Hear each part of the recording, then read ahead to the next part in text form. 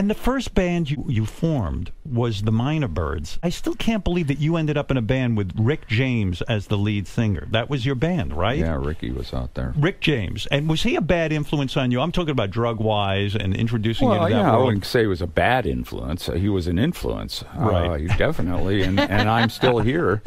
Yeah. So, you know. And why didn't the band with Rick James work out? What happened? It did work out. It did. It was a great band. It encountered some legal issues at one point when we went down to Motown. And we played at Motown, and we recorded down there, and that was great. And we had the, we were singing and playing. We played our tracks, and everything was nailed down in the room. The drums were nailed down where they were. The bass was right where it was. Nobody moved anything. And so we jumped on and started playing, and they were fascinated. I was playing these kind of riffs, kind of Floyd Kramer guitar pulls and stuff in a kind of an R&B groove, And it was like they were looking at me like, "What's that?" Right. And but we played and we had a blast. Just really great. Rick James must have been like 16 years old. He must have been a young kid, right? Yeah, I mean, none of us were over 20 at that time. That's unbelievable. And you guys lived together. You actually lived with Rick James during those years. Yeah.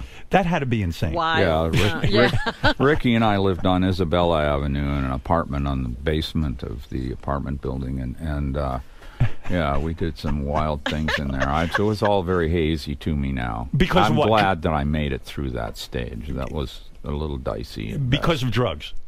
There were some drugs going on there. I remember singing a song for about a day and a half, and I still can only remember that one part that I sang over and over again. I never finished it. I just got to a certain point, with it, and then it just got stuck and got in it. But you're so nonchalant about these things. Smokey Robinson was helping you record at that time. I mean, the great Smokey Robinson. You're in a band with Rick James. That's pretty remarkable stuff, right? Yeah. I mean, it really is when you look back. Ricky is just a kid. I mean, he was just a draft dodger. He was up in Toronto, and he was trying to stay away from what he was running from. I worked in Toronto in the 60s, when the Yorkville was just starting to happen. And we had a group called the Mynah Birds. And when Neil came with the group, I found Neil in a coffee house. He was like playing acoustic guitar. And when he came with us, I decided I wanted to. I just got up from New York and I saw the 11 Spoonful, and I blew my mind.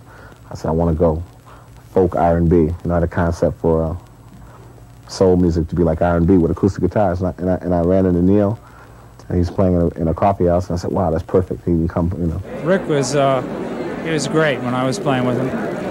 I'd like to play with him again sometime, actually. And the first gig we ever did with him, his first solo, he was like so rambunctious. He was so happy to be playing this music, with this group. And I mean, he was excited about it because it was like a group, it was great.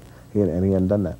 He leaped out and he's soloing away, and we all look back and there's no chord. And he's soloing away. He's going, everybody laughed. It was crazy. And Neil Young and us, we got signed to Motown. Mynah Birds were with Motown.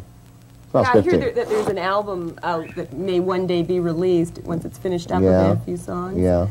How do you think you feel about that now? The integrity of it to me. See, Neil isn't singing, so he's cool about it. He says, wow, I said, I want that to come out. He said, wouldn't that be great, having that record out? He says, I said, no, I don't think it would be so great, because I sound like shit.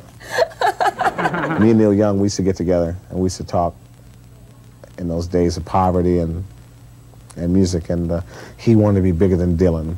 This is what he wanted. He wanted this, and he believed this was going to happen. He wanted to be bigger than Bob Dylan. Came to a point, I want to be bigger than Sly Stone. He dreamed about being the next Mick Jagger when I knew him.